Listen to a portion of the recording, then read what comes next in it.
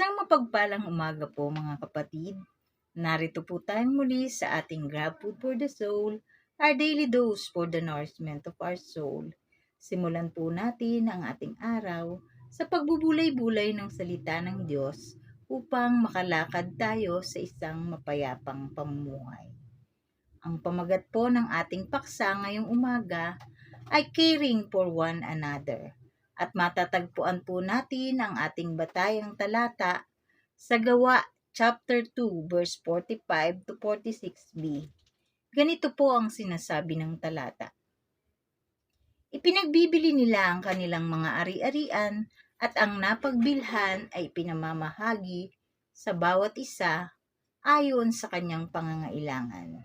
Masayang nagpipira-piraso ng tinapay sa kanilang mga tahanan. Pagpalain po ng Diyos ang pagkabasa at pagkarinig ng kanyang banal na salita. Ang wika sa verse 46b, masayang nagpipira-piraso ng tinapay sa kanilang mga tahanan. Doon nabuhay ang tunay na diwa ng kapatiran. Doon sila tunay na nagkakilala.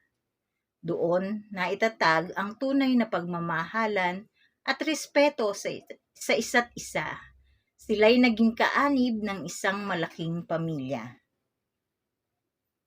Ang pagsasama-sama sa loob ng iglesia ay pagdiriwang sa katapatan at kabutihan ng Diyos.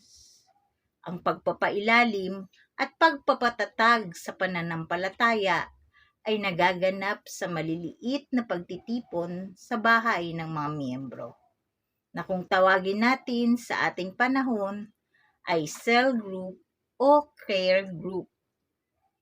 Sa talatang 45 ay nakatala, ipinagbibili nila ang kanilang mga ari-arian at ang napagbilhan ay pinamamahagi sa bawat isa ayon sa kanyang pangangailangan.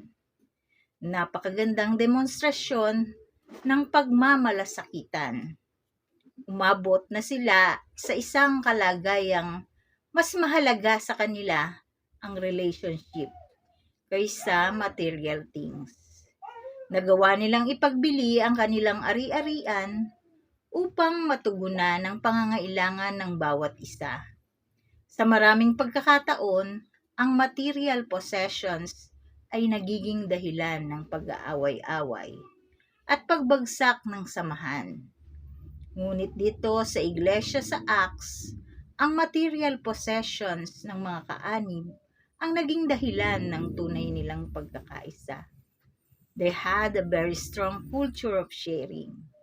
Ang pagmamalasakitan ay hindi pakitang tao, kundi isang kultura, isang way of life. Ang isang vibrant church ay isang iglesyang ang hinahanap ng mga miyembro ay kung ano ang maibabahagi sa iba, sa halip na kung ano ang makukuha sa iba. Kung paano makapaglilingkod, sa halip na kung paano mapaglilingkuran. Kung ganito ang iglesyang kinaaaniban mo, hahanap ka pa ba ng iba? Tayo po ay manalangin. Aming Diyos na makapangyarihan sa lahat, maraming salamat po sa umagang ito. Sa pagkakataon na nagkasama-sama po kami sa mensahe na aming pinagbulay-bulayan ngayong umaga. Maraming salamat po, Panginoon, sa bawat isa na nakasama po namin sa aming pagbubulay-bulay. Salamat po, Panginoon, sa iyong kabutihan. Salamat po sa biyaya na ipinagkakaloob mo po sa bawat isa sa amin. Dalangin namin, Panginoon, ang patuloy na pagmamalasakitan po sa isa't isa. Dalangin po namin, Panginoon, na ang pag-iingat po ang maranasan ng aming mga kapatiran na pumapasok po ngayon sa kanilang mga trabaho, Panginoon. Pangunahan mo po sila at gabayan sa kanilang mga ginagawa. Ganon din po ang mga estudyante po ng aming mga anak na magsisipasok. Ang pag-iingat po ang sumakanila. Gayun din po, dalangin po namin ang aming mga kapatiran na may karamdaman po, Panginoon.